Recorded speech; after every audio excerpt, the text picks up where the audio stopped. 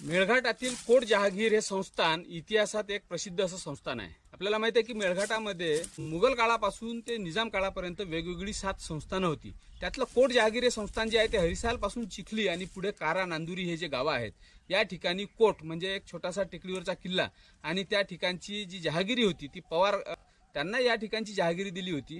तर त्यांचं हे संस्थान होतं आणि यांचा संस्थानाचा विस्तार इथल्या या भागातल्या 5-6 गावांवर होता.